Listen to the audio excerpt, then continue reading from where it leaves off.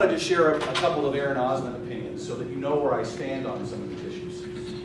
From my perspective, and I know that some of you don't agree with me on this, but from my perspective, based on what's in the state constitution today, I support and feel it is important that the state provide funding for public education. I believe that it is our responsibility to ensure that every citizen have the opportunity to be educated. Now, the way that we go about that, and the way that that funding is distributed, that could be discussed. And citizen. And yeah, absolutely. Every citizen of the state. Define citizen. Well, that's a great point. Exactly.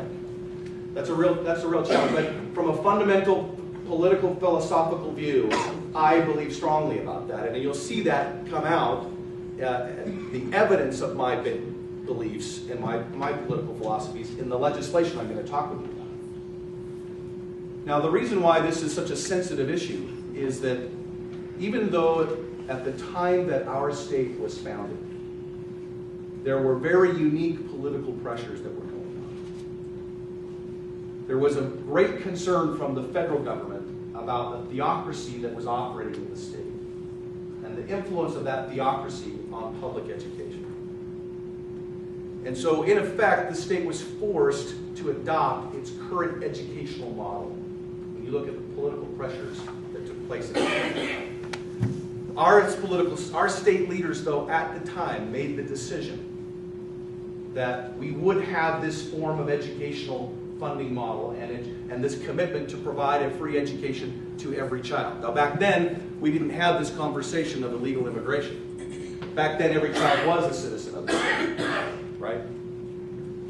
Yes, ma'am? And also, at the time, education meant something a lot different than it does now. Oh, totally. For instance, high school was almost not even used. It wasn't part of compulsory education at all until they did the federal child labor laws, and then all of a sudden you had a bunch of poor teenagers. Well, and then they said, well, let's make it. We didn't even have compulsory education until 1890, well after the state was organized. So, I'm sorry, well, when was our state organized? 1996, yeah, sorry, it was just after our state was organized. So, we are in a position right now where we have this philosophical debate that's going on about how to best fund public education and what these educational funds are supposed to be used for.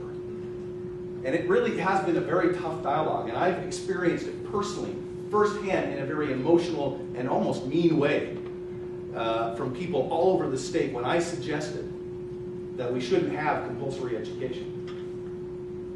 I was actually stunned by the depth of the emotional reaction.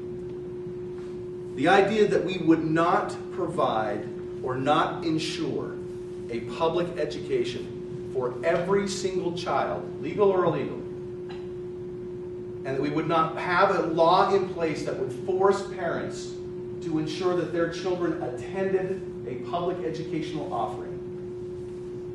I was inundated with negative attitudes from Republican and Democrat alike.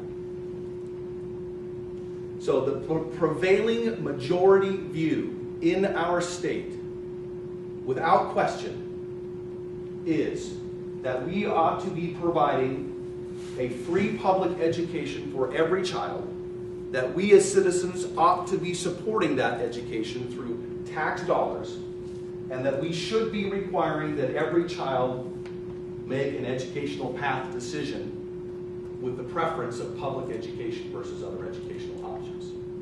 I'm just stating what I'm finding, okay? And I don't think any of you would challenge me on that prevailing view.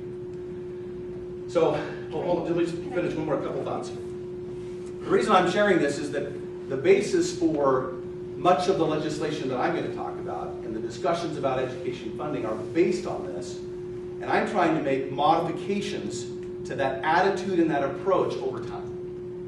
I'm trying to reset the thinking, and it's going to take a long time to do. That became very clear to me.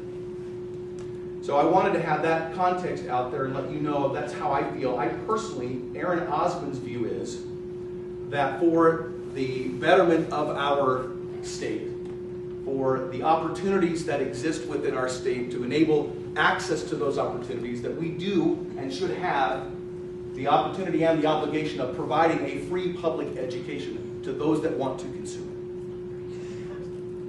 it. We'll get to the debates on the specifics.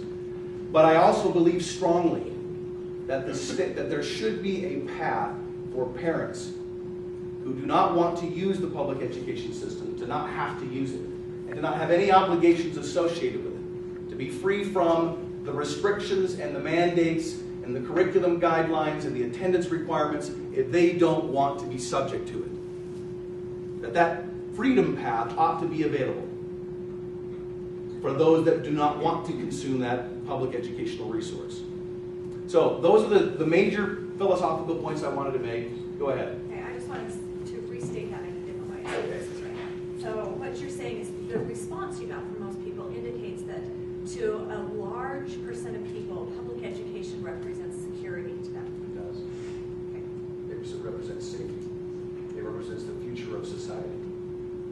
And that represents security. Yeah. It's a very fascinating conversation. Back here and then up here. Just in context, I used to do things in foster care a number of years ago, and somebody in that side of it, in the courts, guardian ad litem, that type kind of stuff, made the quote, "You're going to pay. Do you want to pay as part of the family unit and education and those kinds of things, or do you want to pay for your prisons, your juvenile detention, your courts, and all that kind of stuff?" So in the long run, educating children and having them become contributing members of society is far better than warehousing them in prisons and all the rest of that, where they're a drain on society. Yeah, this is part of the philosophical debate. I've had so many conversations in this context with people.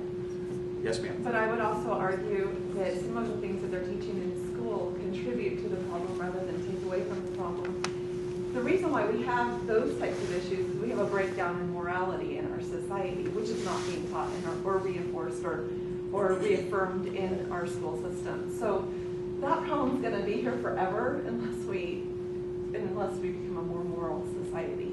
And I don't believe we can do that if we're okay with taking money from others in order to give to ourselves.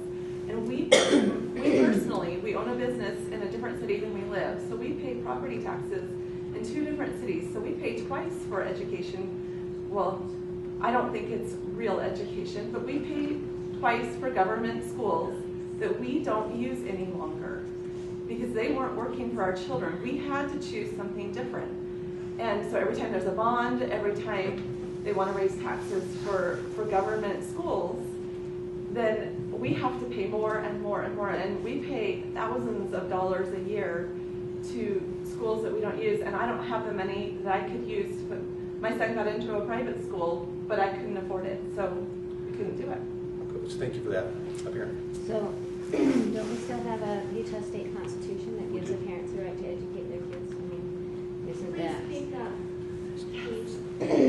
Don't we have a state constitutional right to educate our students and use schools as a resource?